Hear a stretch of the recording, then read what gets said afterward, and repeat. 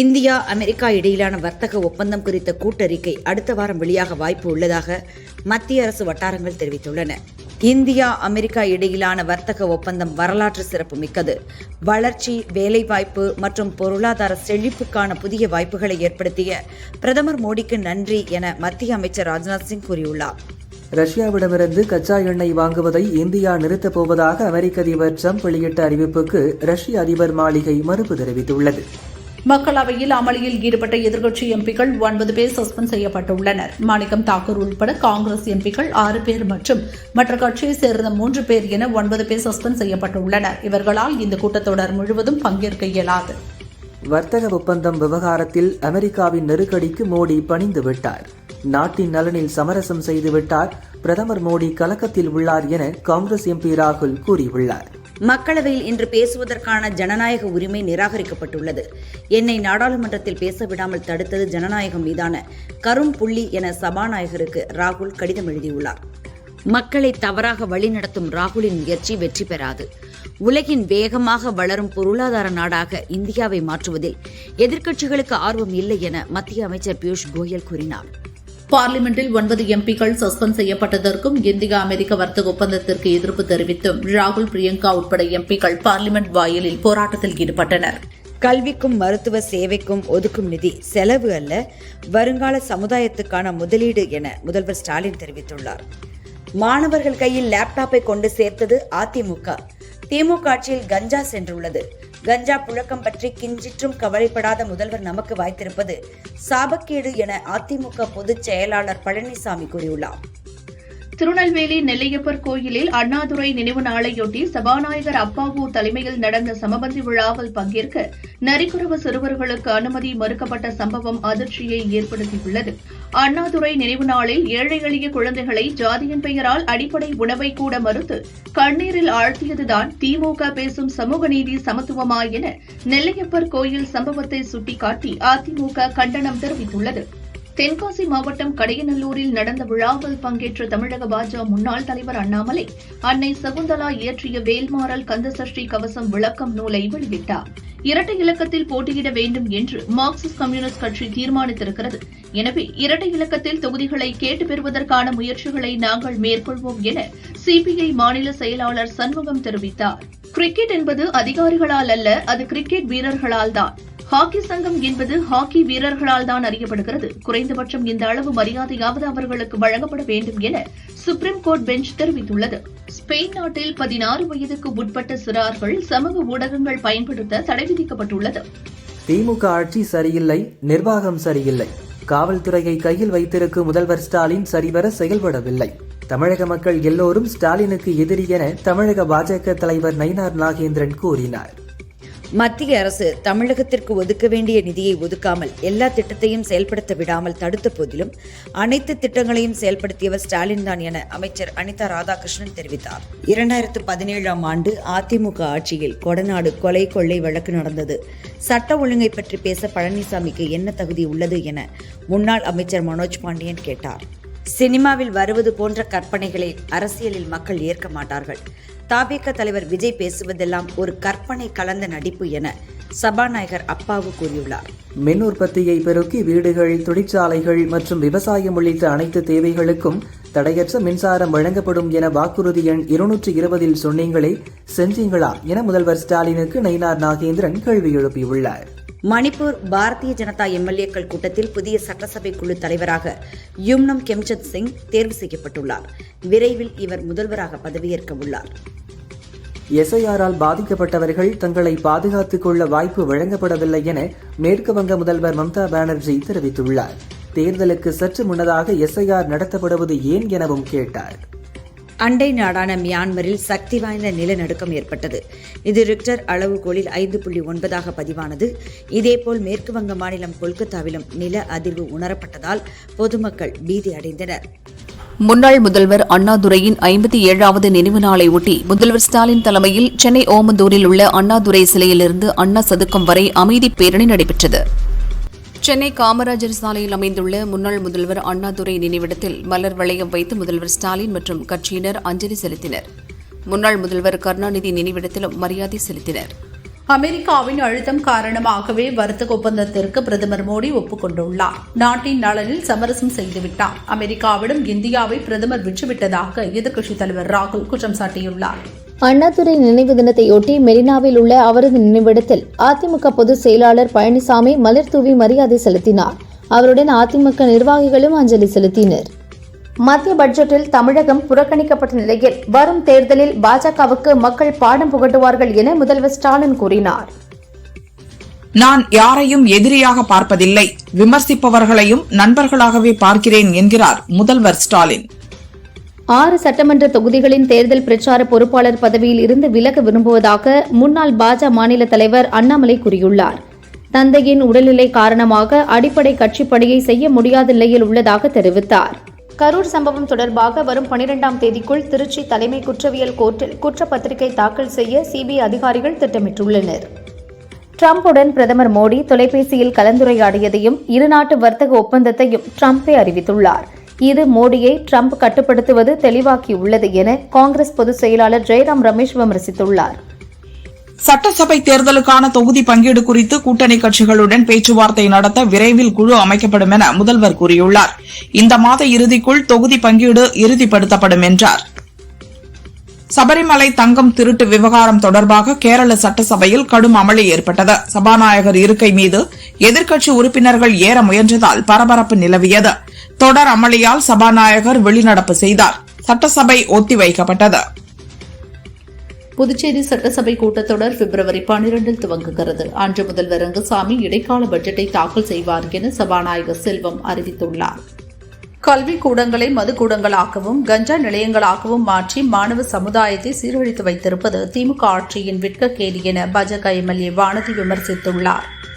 டெல்லியில் இன்று கூடிய லோக்சபாவில் அமெரிக்காவுடனான வர்த்தக ஒப்பந்தம் தொடர்பாக விளக்கம் அளிக்க கோரி எதிர்க்கட்சி எம்பிக்கள் கடும் அமளியில் ஈடுபட்டனர். இதனால் அவையில் கூச்சல் குழப்பம் நிலவியது. சிபிஎஸ்இ 12ஆம் வகுப்பு மாணவர்களுக்கு வரும் 17ஆம் தேதி முதல் ஏப்ரல் 9ஆம் தேதி வரையும், 10ஆம் வகுப்பு மாணவர்களுக்கு 17ஆம் தேதி முதல் மார்ச் 9ஆம் தேதி வரையும் பொதுத் தேர்வு நடைபெறுகிறது. தேர்வுக்கான ஹால் டிக்கெட் இன்று வெளியாகியுள்ளது. இந்தியா அமெரிக்கா வர்த்தக ஒப்பந்தத்துக்கு எதிர்ப்பு தெரிவித்த ராஜ்யசபாவிலிருந்து எதிர்க்கட்சி உறுப்பினர்கள் வெளிநடப்பு செய்தனர். தங்கம் விலை இன்று மட்டும் சவரனுக்கு 2560 ரூபாய் அதிகரித்து 1,14,160 ரூபாய்க்கும், கிராமுக்கு 320 ரூபாய் உயர்ந்து ரூபாய் 14,270க்கும் விற்பனையாகிறது. வெள்ளி விலை கிராமுக்கு ரூபாய் 20 உயர்ந்து 300 ரூபாய்க்கு விற்கப்படுகிறது. பாமக இளைஞரணி பொதுக்குழு கூட்டம் பிப்ரவரி 10ஆம் தேதி சென்னை அண்ணா சாலையில் உள்ள காமராஜர் அரங்கத்தில் நடைபெறும் என அன்புமணி தரப்பு அறிவித்துள்ளது. நமது அண்டை நாடுகள் அமெரிக்காவுடன் போட்டி போடும் நாடுகளை விட இந்தியா பெற்ற வர்த்தக ஒப்பந்தம் சிறந்தது என மத்திய அமைச்சர் பியூஷ் கோயல் தெரிவித்துள்ளார். இந்த ஒப்பந்தத்தில் விவசாயிகள் மற்றும் பால்வளத்துறை நலன் உறுதி செய்யப்பட்டுள்ளது என்றார். விழுப்புரம் மாவட்டம் பாக்கம் கெங்கவரம் பகுதியில் வனவிலங்கு சரணாலயம் அமைக்க அமைச்சரவை கூட்டத்தில் விவாதிக்க வேண்டும் என தமிழக அரசுக்கு பாமக நிறுவனர் ராமதாஸ் கோரிக்கை விடுத்துள்ளார். இந்தியா அமெரிக்கா இடையிலான வர்த்தக ஒப்பந்தம் விவசாயிகளுக்கு தீங்கு விளைவிக்கும் என காங்கிரஸ் கட்சி கூறியதாக நான் கேள்விப்பட்டேன். இதுபோன்ற பொய்களை பரப்பக்கூடாது என பார்லிமெண்ட் விவகாரத்துறை அமைச்சர் கிரண் ரிஜிஜு தெரிவித்துள்ளார். ராகுல் பேச்சை தடை செய்த நடவடிக்கை இந்திய ஜனநாயகத்தின் அடிப்படையான கருத்து சுதந்திரத்திற்கும் பார்லிமெண்ட் மரபுக்கும் எதிரானது என்று செல்வ பெருந்தகை தெரிவித்துள்ளார். பள்ளி தலைமை ஆசிரியர் பதவிக்கான வழக்குகள் முடிந்தவுடன் சீனியாரிட்டி அடிப்படையில் 2000 பேர் தலைமை ஆசிரியர்களாக நியமிக்கப்படுவர் என அமைச்சர் மகேஷ் தெரிவித்தார். முதல்வர் பதவி விவகாரத்தில் சித்தராமையாவுடன் மோதல் இருப்பதாக பரவும் தகவலுக்கு துணை முதல்வர் டி.கே. சிவக்குமார் மறுத்துள்ளார். அனைத்து நெருக்கடிகளிலும் சித்தராமையாவுடன் நிற்பேன், அவரும் என் பக்கம்தான் நிற்பார் என்றார். கிரீன் கார்டு இருந்தாலும் இனி வெளிநாட்டவர்களுக்கு வணிக கடன்கள் கிடையாது என அமெரிக்க அரசு தெரிவித்துள்ளது. அனைவரும் 100% அமெரிக்க குடிமக்களாக இருக்க வேண்டும். அதிமுக ஆட்சி மாணவர்களின் கையில் லேப்டாப்பை கொண்டு சேர்த்தது. ஆனால் திமுக ஆட்சி கஞ்சா போதைப் பொருளை சேர்த்துள்ளது என பழனிசாமி தெரிவித்துள்ளார். 19 வயதுக்குட்பட்டோருக்கான உலகக்கோப்பை கிரிக்கெட் தொடரின் முதல் அரையிறுதிப் போட்டியில் ஆஸ்திரேலிய அணியை 27 ரன்கள் வித்தியாசத்தில் வீழ்த்தி இங்கிலாந்து அணி இறுதிப் போட்டிக்கு முன்னேறியது. ஈரோடு மாவட்டம் பெருந்துறை பகுதியில் உள்ள தனியார் நிறுவனத்தில் உரிய ஆவணங்கள் இன்றி வேலை பார்த்து வந்த வங்கதேச நாட்டினர் 4 பேரை போலீசார் பிடித்து முகாமுக்கு அனுப்பி வைத்தனர். மதுரையை சுற்றி கண்மாய் உள்ளது. ஐடி வர வேண்டும். இப்போது ரியல் எஸ்டேட் 4 பேர் 40 உள்ளனர். அது 400 மாறும் என அமைச்சர் மூர்த்தி தெரிவித்தார். மதுரை பஸ் ஸ்டாண்ட் நிலையங்கள் ஷைத்தான் போன்றது. பெரியார் பஸ் ஸ்டாண்ட் சத்திரம் சாவடி போல மாறிவிட்டது என பட்டிமன்ற பேச்சாளர் சாலமன் பாப்பையா தெரிவித்தார். மதுரை வைகையாற்றை சுற்றி நடக்கக்கூடாததெல்லாம் நடக்கிறது என்றார். முருகரை தவறாக பாடுவது என்பது என்னை நானே கத்தியால் குத்திக் கொள்வதற்கு சமம். இதற்கும் அக்கட்சித் தலைவர்களுக்கும் எந்த சம்பந்தமும் இல்லை என பாடகர் வேல்முருகன் தெரிவித்தார். நானும் தவறாக பாட வேண்டும் என்பதற்காக பாடவில்லை. ஒருவேளை நான் தவறாக பாடியது போல் தோன்றினால் அனைவரிடமும் மன்னிப்பு கேட்டுக் கொள்கிறேன் என்றார். உள்ளாட்சி தேர்தல் உள்பட பல்வேறு தேர்தல்களில் தேசிய ஜனநாயக கூட்டணி வெற்றி பெற்றுள்ளது. இந்த வெற்றிகள் மக்கள் நலன், கொள்கைகள் மற்றும் கடின உழைப்பால் கிடைத்தவை என பிரதமர் மோடி தெரிவித்தார். இந்த வெற்றிகளால் என்டிஏ திருப்தி அடைந்துவிடக்கூடாது, சிறந்த பணிகளை தொடர வேண்டும் என்றார்.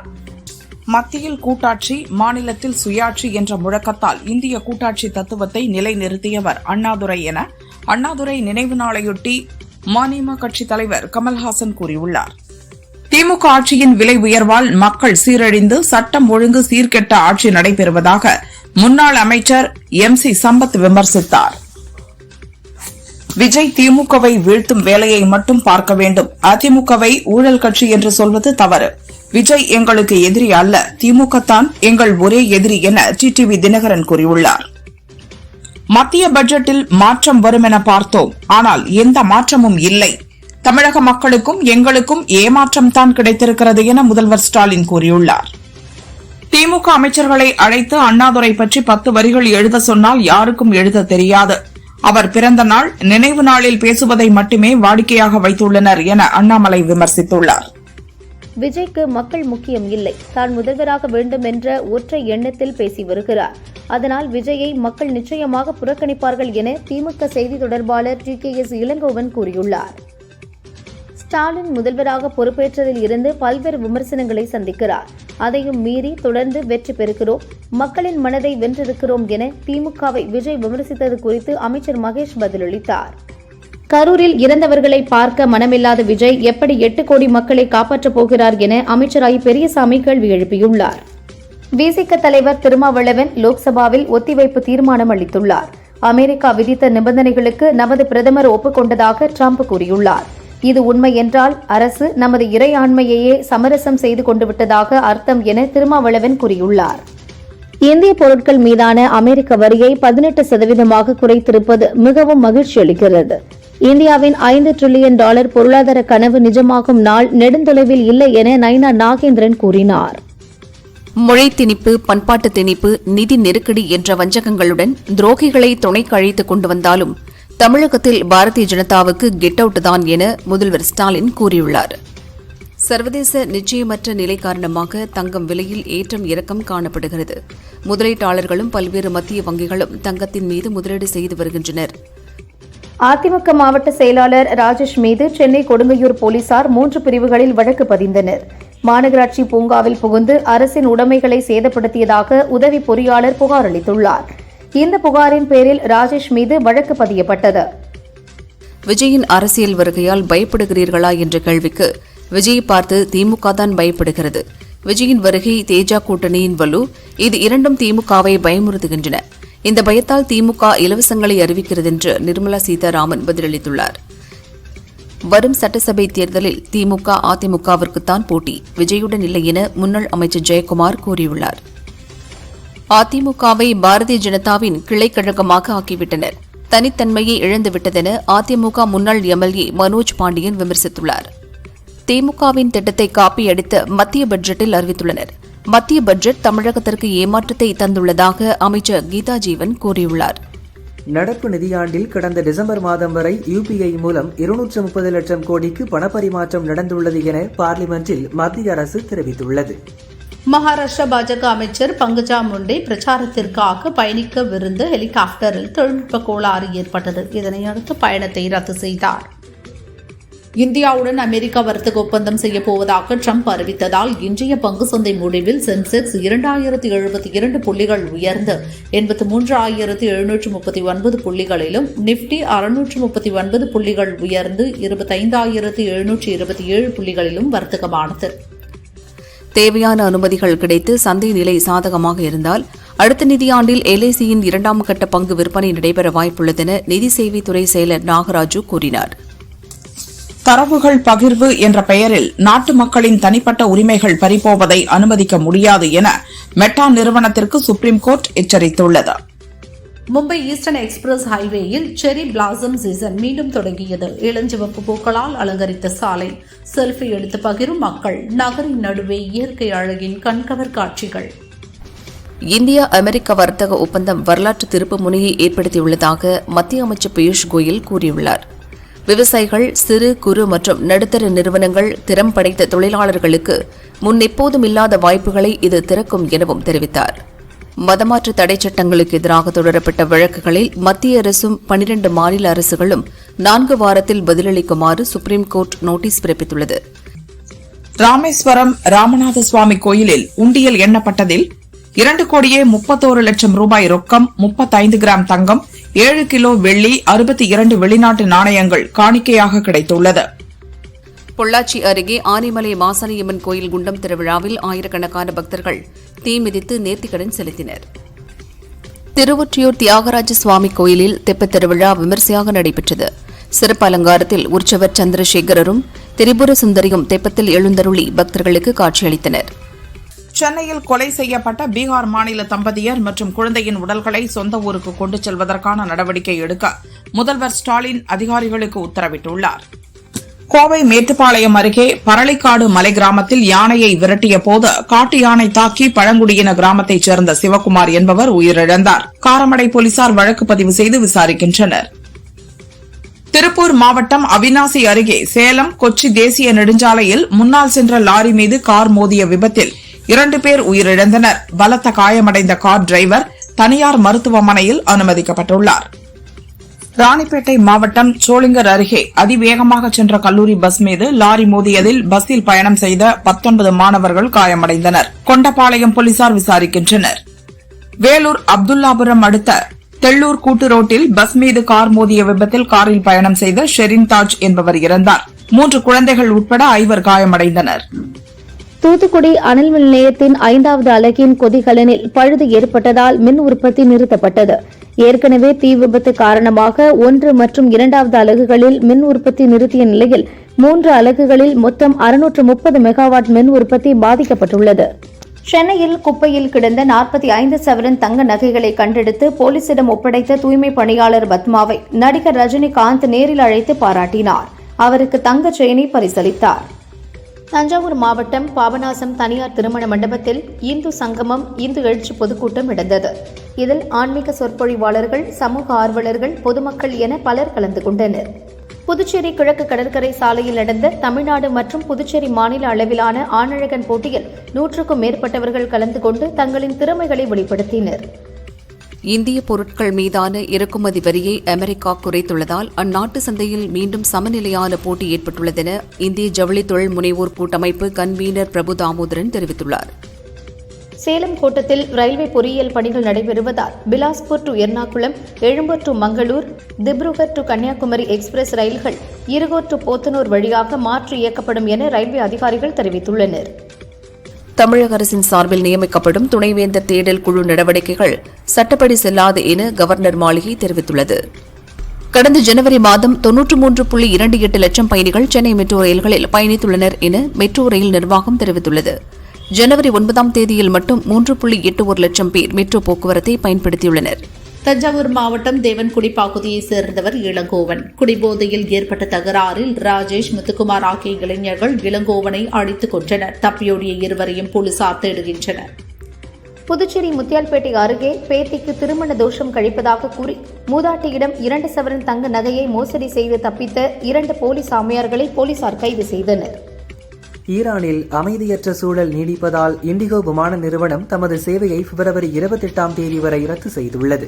பயணிகள் மற்றும் விமான பணியாளர்களின் நலன் மற்றும் பாதுகாப்பு கருதி இந்த நடவடிக்கை எடுக்கப்பட்டுள்ளது. ஆஸ்திரேலியா மெல்போர்னில் இந்திய சமுதாய கூடத்தில் இருந்த 420 கிலோ இடையிலான வெண்கல சிலையை திருடி சென்றவர்களை போலீசார் தேடுகின்றனர். அமெரிக்காவில் பனிப்புயல் வீசி வருவதால் தென் கரோலினா, ஜார்ஜியா உள்ளிட்ட மாகாணங்களில் கடும் பனிப்பொழிவு ஏற்பட்டுள்ளது. பல பகுதிகளில் மின்சாரம் துண்டிக்கப்பட்டுள்ள நிலையில் 11,000க்கும் மேற்பட்ட விமான சேவைகள் ரத்து செய்யப்பட்டுள்ளன. இந்தியாவிற்கான வரி 50%-லிருந்து 18% குறைக்கப்பட்டுள்ளது. இதற்கான எல்லா பெருமையும் அதிபர் டிரம்ப் மற்றும் பிரதமர் மோடியை சேரும் என்று அமெரிக்க தூதர் செர்ஜியோ கோர் தெரிவித்துள்ளார். உக்ரைனில் நேட்டோ துருப்புக்களை நிறுத்துவது தொடர்பான எந்த பாதுகாப்பு உத்தரவாதம் மற்றும் அமைதி ஒப்பந்தத்தையும் ஏற்றுக்கொள்ள மாட்டோம் என ரஷ்யா தெரிவித்துள்ளது. இந்திய வம்சாவளியைச் சேர்ந்த காலநிலை விஞ்ஞானி வீரபத்ரன் ராமநாதனுக்கு 2026க்கான புவி அறிவியல் பிரிவில் மதிப்புமிக்க கிராஃபோர்டு பரிசை ஸ்வீடனின் ராயல் ஸ்வீடிஷ் அறிவியல் அகாடமி அறிவித்துள்ளது. 1500க்கும் மேற்பட்ட படங்களுக்கு இசையமைத்துள்ள இளையராஜா கடந்த ஆண்டு லண்டனில் வாலியன் சிம்பொனியை அரங்கேற்றம் செய்து அசத்தினார். அடுத்து 2வது சிம்பொனியை எழுதப்போவதாகவும் அறிவித்த இளையராஜா எக்ஸ் தளத்தில் வெளியிட்ட பதிவில் புதிய ஸ்டுடியோவிற்கு வந்து 5 ஆண்டுகள் ஆகிவிட்டது. எனது 2வது சிம்பொனியின் எழுத்துப் பணியும் கிட்டத்தட்ட முடிந்தது என குறிப்பிட்டுள்ளார். வித் லவ் படத்தின் மூலம் நடிகராக அறிமுகமாகிறார் இயக்குனர் அபிஷன் ஜீவந்த்.